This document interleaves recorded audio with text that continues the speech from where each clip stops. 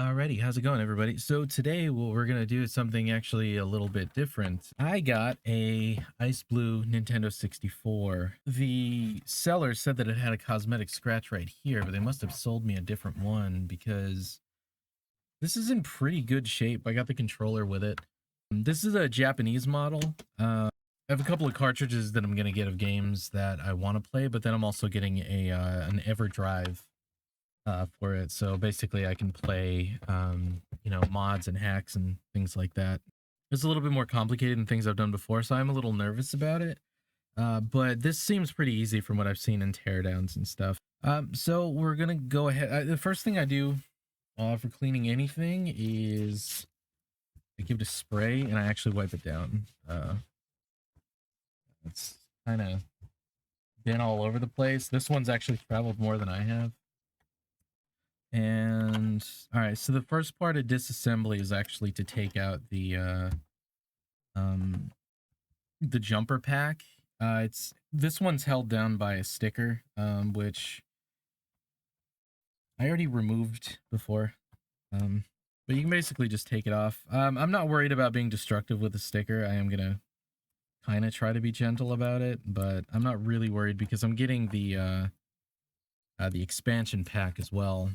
I got this kit from the internet as well. It basically has all the parts that you need. We got the screwdriver with you can change the heads on it, and the main thing that I bought this for is this right here. This is a Nintendo security bit. Every screw in this thing is basically a Phillips head, except for the screws that you need to get inside of the console. So on the bottom here, you'll see that there's there's 6 different screw holes, and these all take this weird looking bit. Pretty much every console up until I think the GameCube actually used this one. That's what we're gonna use. But the kit did come with some pry tools, and it actually makes it really easy to take this out. So what you do is you put this in here at the bottom so it doesn't move, and then you can basically just pop it right up and it comes right out. And then the next part is just to flip it over and start working on the screw. All right, so when we're taking this apart, actually these are pretty dirty inside of here. So I'm probably gonna clean these out first, or at least get what I can out of them, because there's some I don't know how, if this has been sitting in a warehouse or if this is just something that was sitting at somebody's house, but you can see that's pretty nasty. All right, so yeah, I don't know what that is, but I definitely want to get it out there before I take the actual screws out. I'm gonna start with this side. The only downside of this screw is that it's not magnetic, but so it doesn't actually take the screw with it. But these come off. These little feet right here, these actually come off. So you can just set these to the side. Normally I would drop them in the little bin right here, but since they're attached, I'm probably just gonna leave these together. I'll get the other guy here. I wonder if these have probably never been taken off before. I feel like this is the first time the console's ever been opened.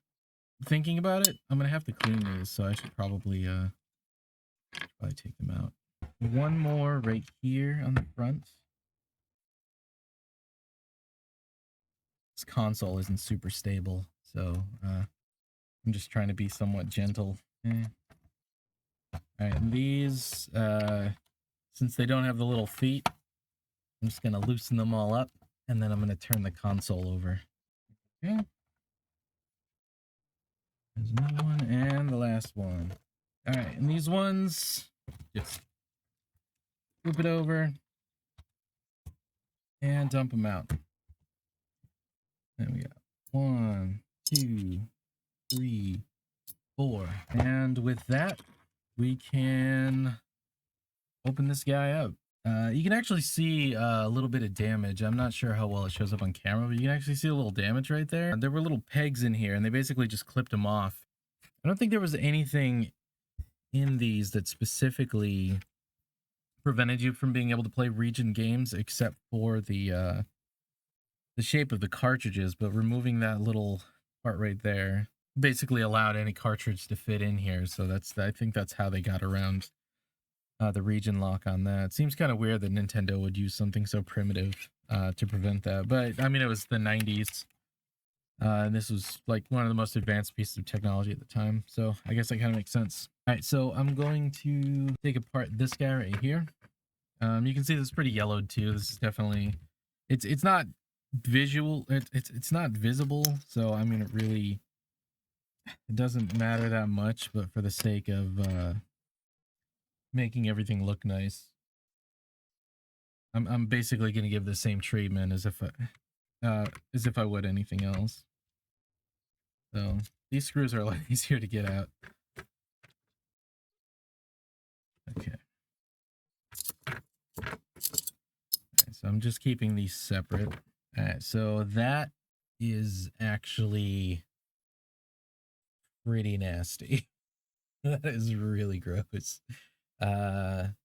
Yeah, that might be the grossest thing I've seen. I don't know if that's mold or chocolate or what, but that is nasty. Okay.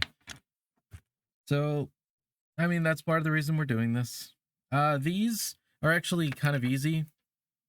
If you ever take one of these apart, you don't have to really worry about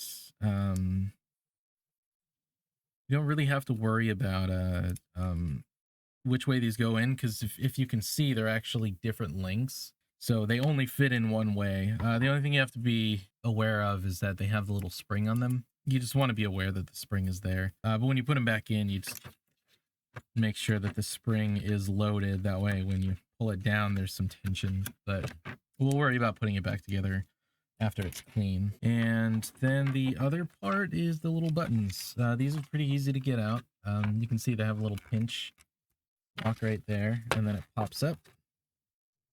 And you can basically just pull that little guy out. This one is the same thing. Pop it in, pull it out, boom. And then we got the top dismantled. I'm gonna put them all in here. Everything's getting washed. I'm actually gonna soap and water wash, especially because of this, because this is pretty damn nasty. So we're gonna get to the actual console itself, and I'll show you a little trick. All right, so this is the inside of the console. This is the major part. You can see there's more of the, I don't know what this is, but it's in every old console. It's like this, it's this fluffy brown, it's almost like tobacco stained cotton or something. It's really weird. What you want to do when you're taking apart any kind of technology is you really want to diagram something that looks similar to what you're putting together. And excuse my drawing here, but I'm going to do something pretty primitive.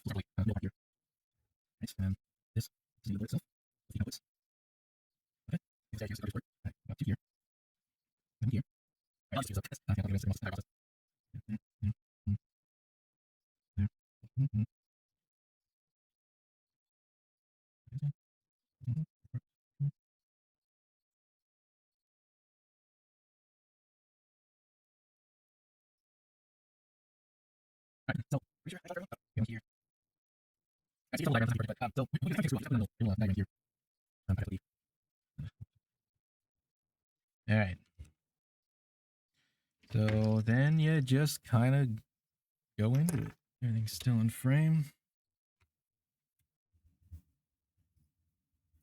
All right, so the first part to come off is this little guy here. All right, there. And then we got you.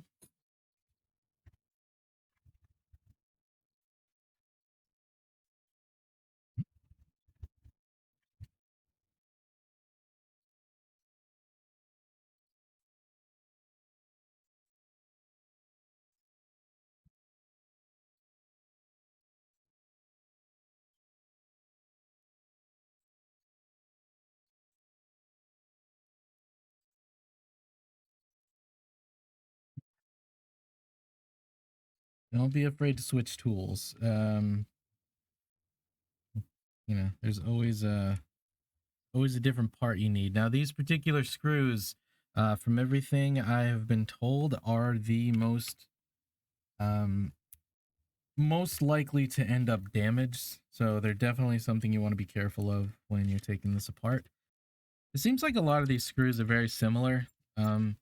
So the danger of mixing them up isn't necessarily super high, but it's not worth risking it, because sometimes it's a threading thing. And that's the other part about making sure that the screws go back, is sometimes there's minor variations in the threading that can cause issues as well. I think the extra diligence is definitely worth it. All right, and that is the main shield, and this is the board itself. So we only got 4 more screws here.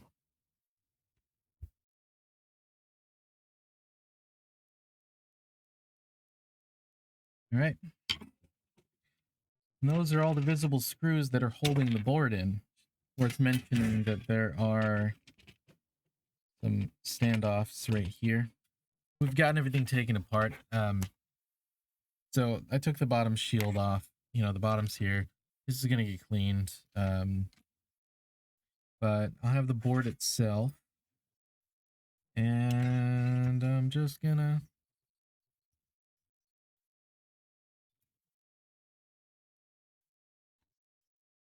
Just gonna put the metal shield on the bottom so it's not touching the thing.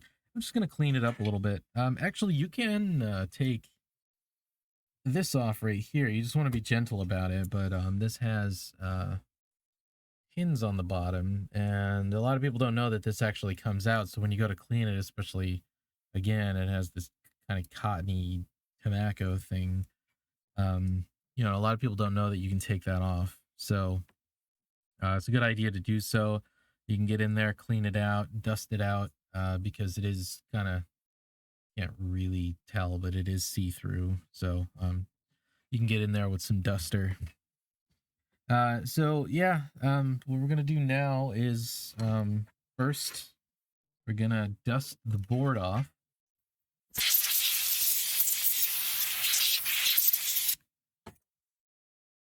And of course, all of our screws are gonna go flying. I mean, that's fine. They didn't go that far. They're probably not gonna stay up anyway. So I'm just gonna keep them close to where they were.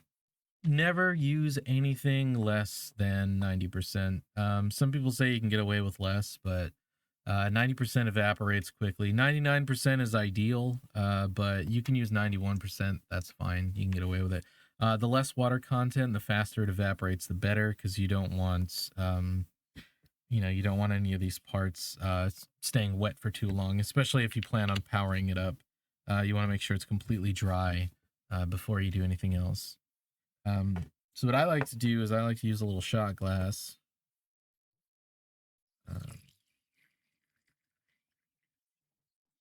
And the first thing I do is go over it with a toothbrush. Kind of,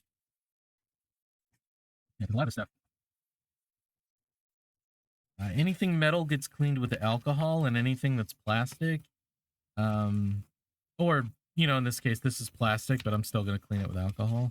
But anything plastic like the case, you can clean just with soap and water. You just want to make sure it's completely dry before you put it back together. The reason I like to use a toothbrush is for like slots like this. You can really get in there and kind of get them clean. You still want to be gentle. You don't want to, you know, mess up any of the pins, but definitely a good idea always to get in there. Sometimes you'll find that when you're cleaning something this old, if a port doesn't work or anything like that, you brush it out and clean it, and then it just starts working. So it's always worth really getting in there and cleaning. And then I just like to go, you know, around each part, because the toothbrush, I feel like it knocks everything around, but the you know, the Q-tip will actually pick it up. When you're cleaning switches, you always want to make sure to move them around, you know, back and forth. Make sure you get everything. Fortunately, these aren't bad. The controller ports, they're not yellowed in any way. They're definitely going to need to be cleaned, and I'm going to brush them with a toothbrush, but they're not yellowed, so I'm not really worried about like retrobriting them the same way. So I am going to flip the board over and do the other side. As usual, toothbrush first. I like the toothbrush because it covers a lot of area at once. And it's a soft bristled toothbrush, so, you know, I wouldn't really ever recommend using anything, you know, the more delicate you are, the better off things turn out to be. And then, of course, we'll take the clean side of the Q-tip. Just go over it again, try to pick up any dust or dirt. Just make sure you don't leave any cotton behind from the Q-tip, because there's a lot of parts here that like to stick. Okay. And then, give these guys a little brushing. Okay. I think that looks pretty good. Definitely clean. It didn't look too bad. There was definitely a lot of that tobacco-y stuff on them, though. The other thing you want to look for, you can see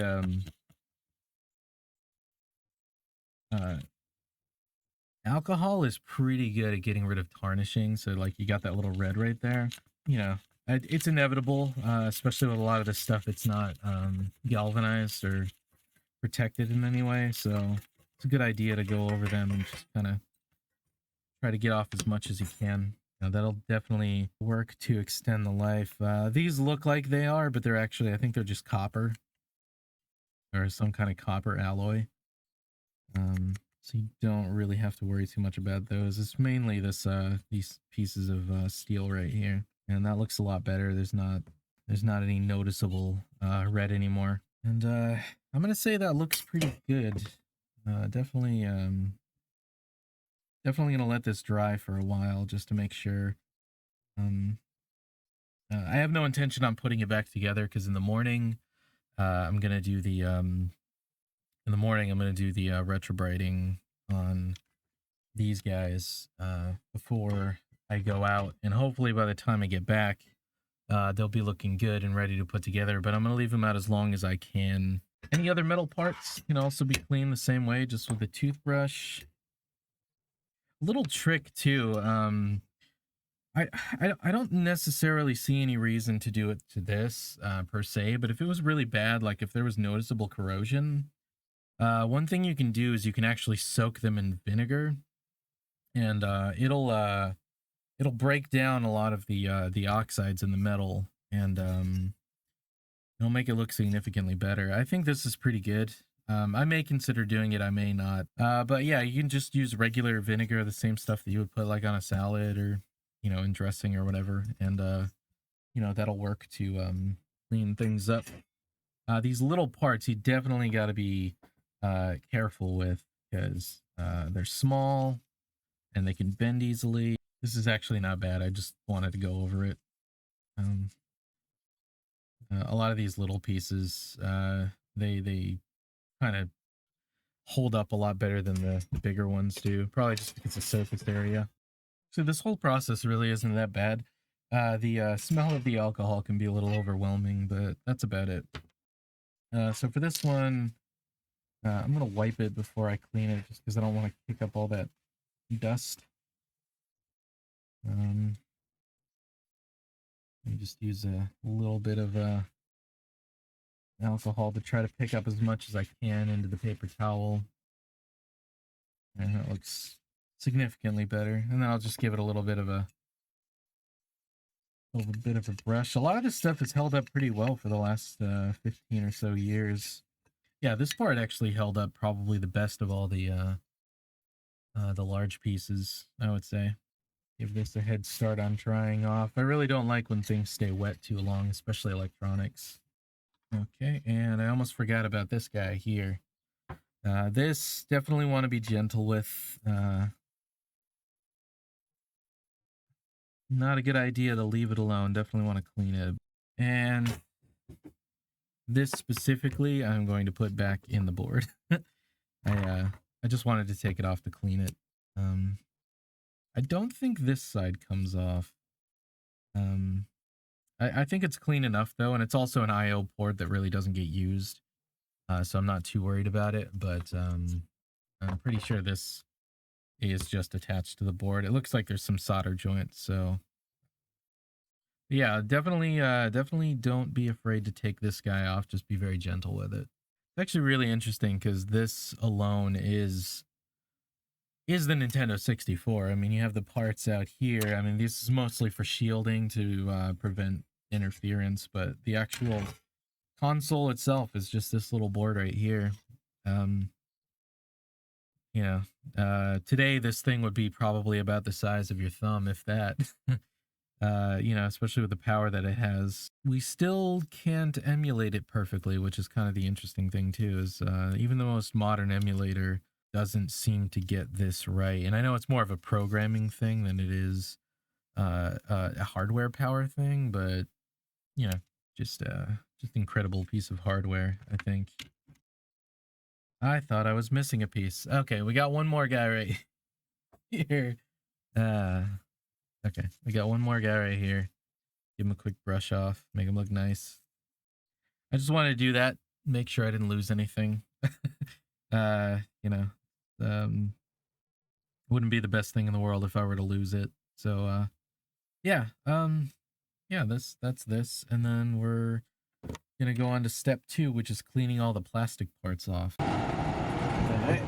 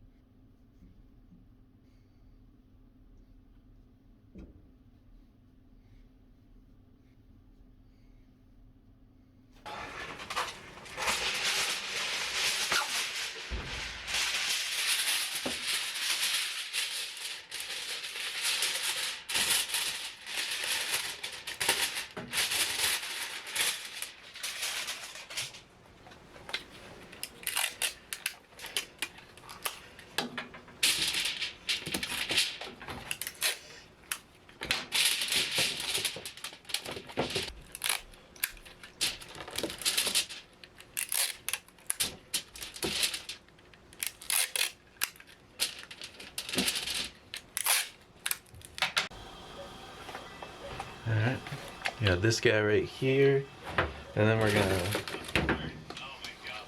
put it in here. The measuring cup is more just to make sure that I split it up evenly. So I got about 1.5.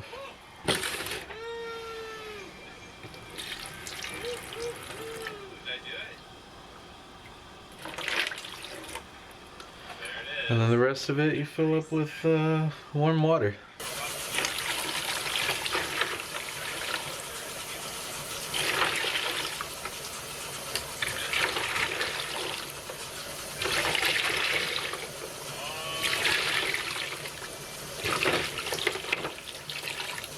Alright, just enough to cover.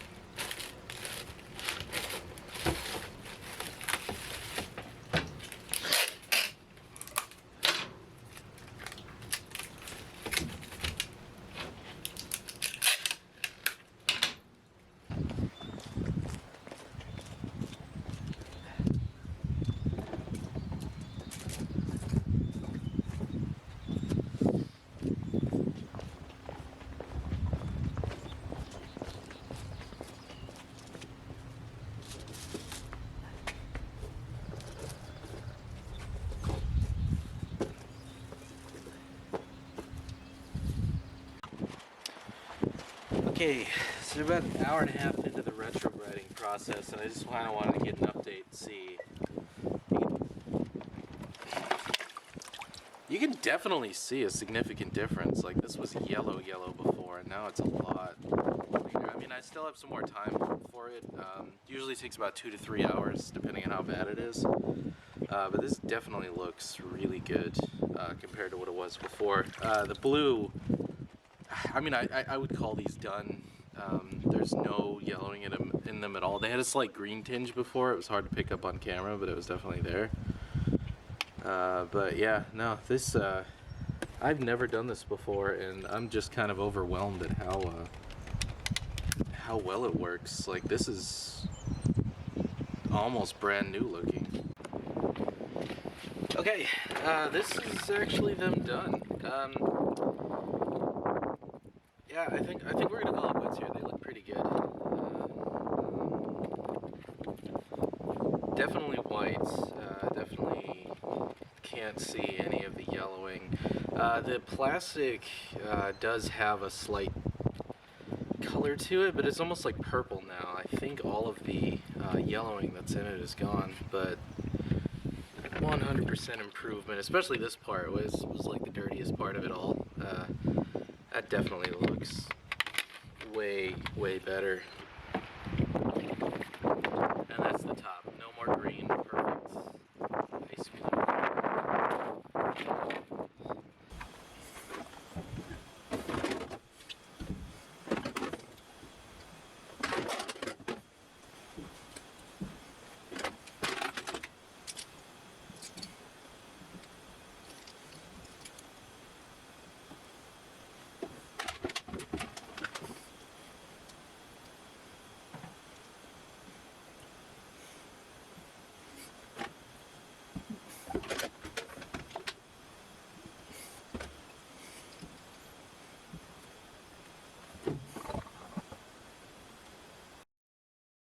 All right.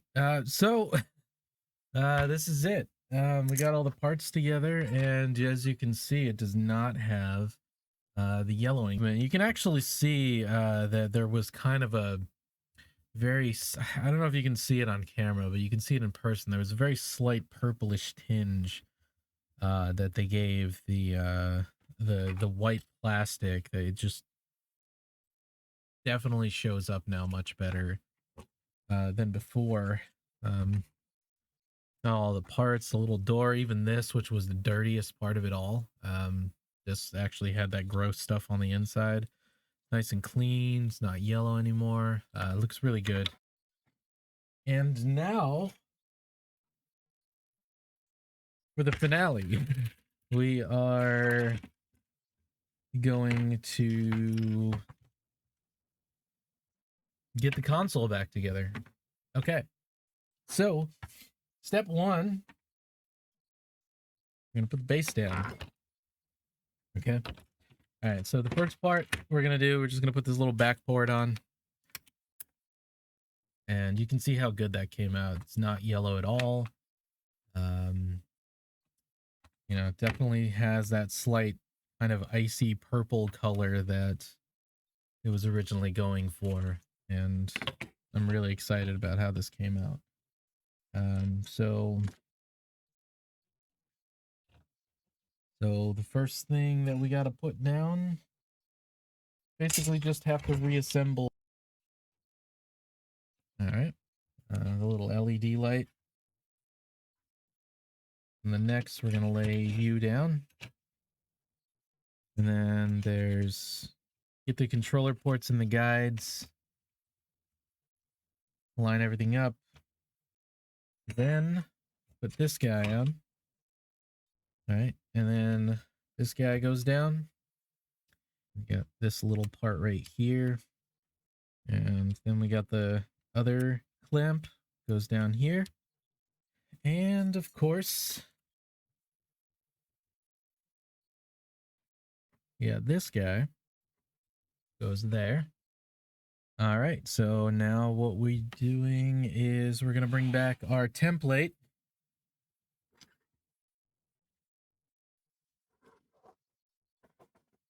somehow managed to keep this together. Well, at least as together as it could be. I'm not going to complain. And then we're just going to take our screws off and put them back where they came from.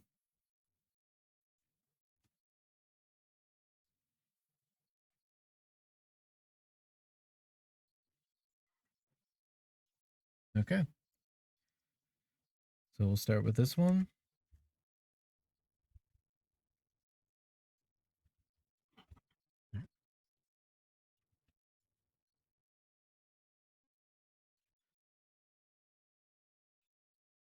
All right. A lot less squeaking putting this together. Alrighty. Okay, so forgot to put this part on. Definitely a necessary component. So it just goes on like this. And now we can screw everything on back together. Alright, so just follow the diagram.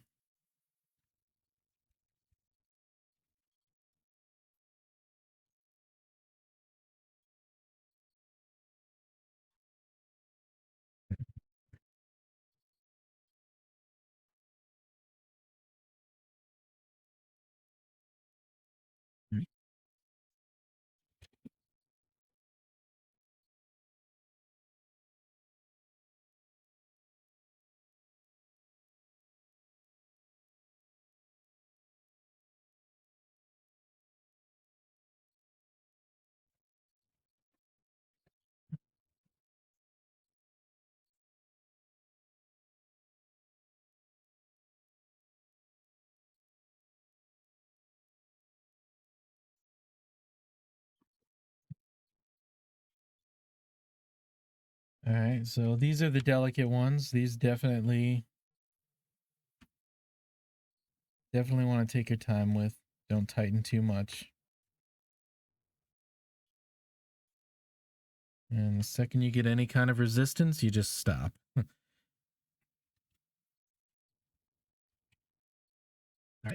we're gonna pop this guy down. And we're gonna put in the rest of the screws. The first one we'll do is do this one right here. And then the two black screws, which one up here.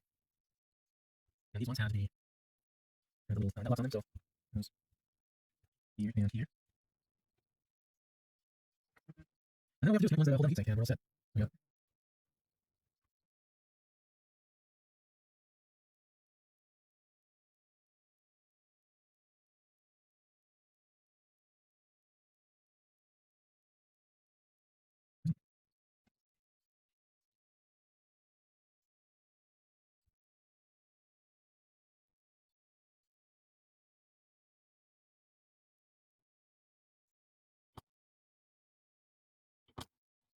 all right, and all of the screws have been placed. And that's it for the base. Now we just got to put together the top. All right, so for the top, we got just a couple of different things here. We're not going to worry about this just yet. So the first thing we want to do is put these on. You got to remember to put the screws on, or put the springs on. So the way we're gonna want to do this, we're gonna want to do it in a way where the resistance pushes it upward. So I have a small one on the bottom, and then basically that on top. And then when we put it down, you'll see that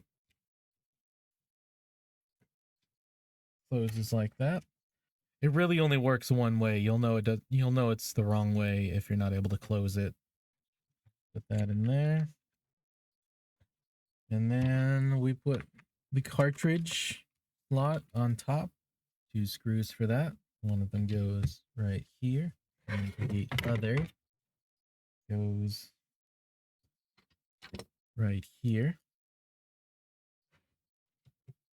And then just to make sure, push it down and you'll see that that side needs to be fixed. All right. And we flip it over, and we got to put the reset button back. The reset button will only go in one way. So you just put it in, push it down, and there you go. Now the on-off switch does, to some degree, what you want to do is when you put the on-off switch in, you just want to make sure that it's in the same orientation as the button on top. So when you set it down, which we are ready to do,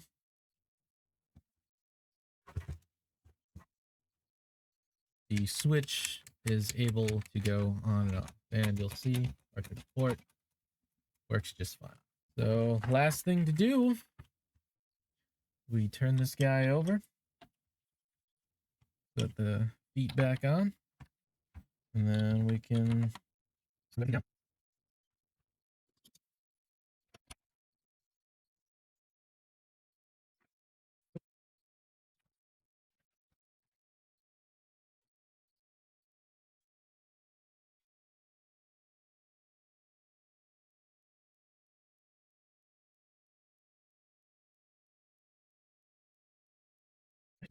And the last one here.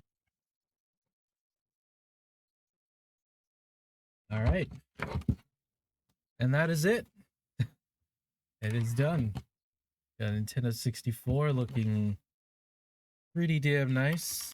But yeah, that is it restored. And then the last thing to do, obviously, is to return the little guy back to his home there. Put the sticker back on. And there you go. And that is the Nintendo 64 restoration. Looks great. Had the controller in. Brilliant. Both sides. Looks so much better than it originally did. And I couldn't be happier with the way this came out. So the next thing we're going to do is just a test. I'm going to plug a game in, load it, just show that everything works. And then once we're done with that, we'll call it.